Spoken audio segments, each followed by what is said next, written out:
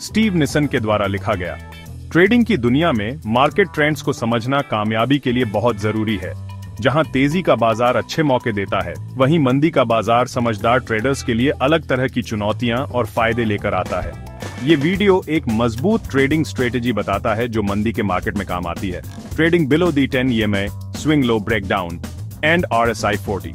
इस स्ट्रेटेजी में 3 powerful technical indicators का इस्तेमाल होता है: 10-day exponential moving average EMA, swing low breakdown और रिलेटिव स्ट्रेंथ इंडेक्स RSI।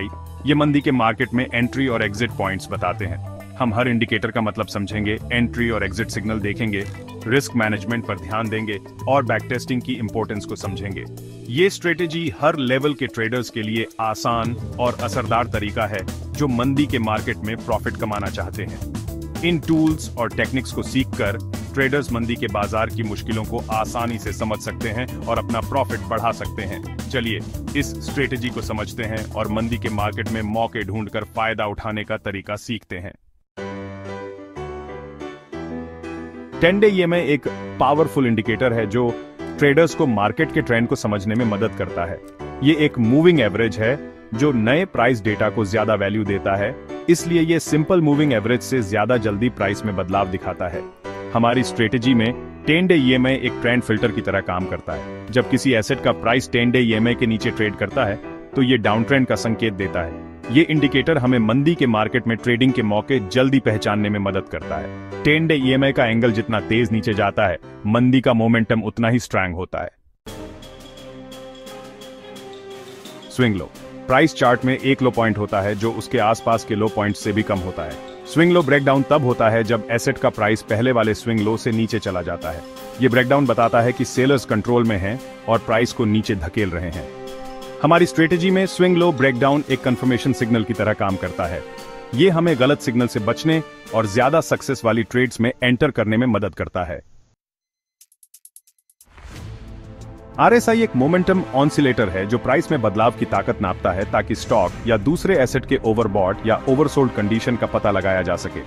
40 से नीचे का RSI बताता है कि एसेट ओवरसोल्ड है।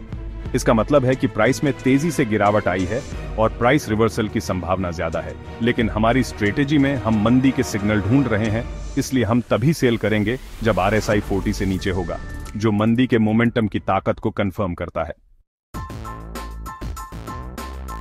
सेक्शन 5 एंट्री और एग्जिट पॉइंट्स ज्यादा प्रॉफिट के लिए ट्रेडिंग का सही समय कैसे चुनें। हमारी स्ट्रेटेजी एंट्री के लिए कई सिग्नल्स का इस्तेमाल करती है। हम सेल ट्रेड में तब एंटर करते हैं जब एसेट का प्राइस 10-day EMA के नीचे ट्रेड कर रहा हो, हाल ही के स्विंग लो से नीचे ब्रेक करे और RSI 40 से नीचे हो। इन सिग्नल्स के मिलने से सक्सेसफुल ट्रेड की संभावना बढ़ जाती है। एग्जिट स्ट्रेटेजी भी उतनी ही जरूरी है। हम अपना शुरुआती स्टॉप लॉस ऑन ऑर्डर हाल ही के स्विंग हाई के ऊपर सेट करते हैं। अगर ट्रेड हमारे खिलाफ जाता है तो ये हमारे कैपिटल को बचाने में मदद करता है। जैसे जैसे ट्रेड हमारे फेवर में जाता है, हम अपने स्टॉप लॉस ऑन ऑर्डर को ट्रेल कर सकते हैं, प्रॉफिट को लॉक कर सकते हैं और पोटेंशियल लॉस को कम कर सकते हैं।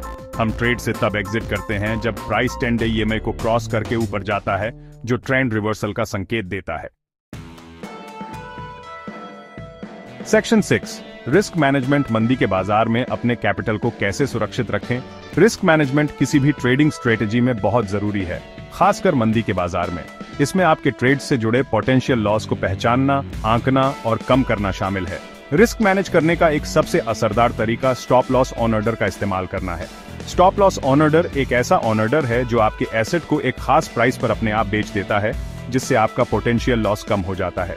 हमारी स्ट्रेटेजी में हम अपना शुरुआती स्टॉप लॉस ऑन ऑर्डर हाल ही के स्विंग हाई के ऊपर सेट करते हैं। हम अपनी रिस्क लेने की क्षमता और हमारे एंट्री पॉइंट और स्टॉप लॉस लेवल के बीच की दूरी के हिसाब से अपनी पोजीशन साइज को एडजस्ट कर सकते हैं। एक अच्छा नियम यह है कि किसी भी एक ट्रेड पर अपने ट्रेडिंग कैपिटल का 1 से 2% से ज्यादा रिस्क न लें। सेक्शन 7 अपनी स्ट्रेटेजी को बैकटेस्ट कैसे करें, अपने तरीके को कैसे जांचें। लाइव मार्केट में कोई भी ट्रेडिंग स्ट्रेटेजी इस्तेमाल करने से पहले उसे हिस्टोरिकल डेटा का इस्तेमाल करके बैकटेस्ट करना बहुत जरूरी है।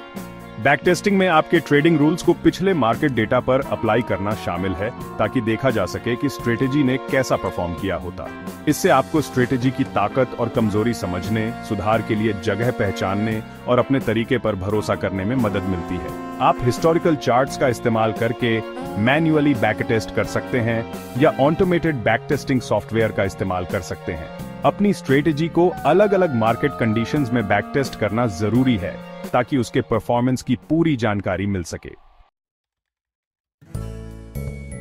सेक्शन 8 फायदे और सीमाएं स्ट्रेटेजी की ताकत और कमजोरी को समझें।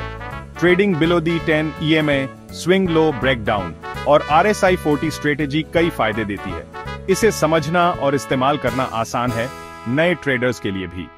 कई इंडिकेटर्स का इस्तेमाल सिग्नल्स का संगम प्रदान करता है, जिससे सक्सेसफुल ट्रेड्स की संभावना बढ़ जाती है। लेकिन किसी भी ट्रेडिंग स्ट्रेटेजी की तरह इसकी भी सीमाएं हैं। ये अनियमित मार्केट कंडीशंस में गलत सिग्नल दे सकती है। इसके अलावा ये टेक्निकल इंडिकेटर्स पर निर्भर करती है, जो पिछले प्राइस डेटा पर आधारित होते हैं और हमेशा भविष्य के प्राइस मूवमेंट्स का सही अनुमान नहीं लगा सकते हैं। सेक्शन 9 निष्कर्ष। एक मजबूत ट्रेडिंग स्ट्रेटेजी के साथ मंदी के बाजार में महारत हासिल करें। Trading below 10 EMA, swing low, breakdown और RSI 40 स्ट्रेटेजी मंदी के मार्केट में प्रॉफिट कमाने का एक मजबूत तरीका देती है। ये ट्रेंड आइडेंटिफिकेशन, मोमेंटम कंफर्मेशन और रिस्क मैनेजमेंट की ताकत को मिलाकर ट्रेडर्स को सही ट्रेडिंग डिसीजन लेने में मदद करती है। हर इंडिकेटर के पीछे के सिद्धांतों को समझकर, हाई प्रोबेबिलिटी एंट्री और एग्जिट पॉइंट्स की पहचान करके और अच्छे रिस्क मैनेजमेंट टेक्निक्स का इस्तेमाल करके ट्रेडर्स मंदी के बाजार की चुनौतियों का सामना आत्मविश्वास से कर सकते हैं और अपना प्रॉफिट बढ़ा सकते हैं। याद रखें कि ट्रेडिंग में लगातार प्रॉफिट कमाने के लिए लगातार सीखना, बदलते रहना और अनुशासन जरूरी है।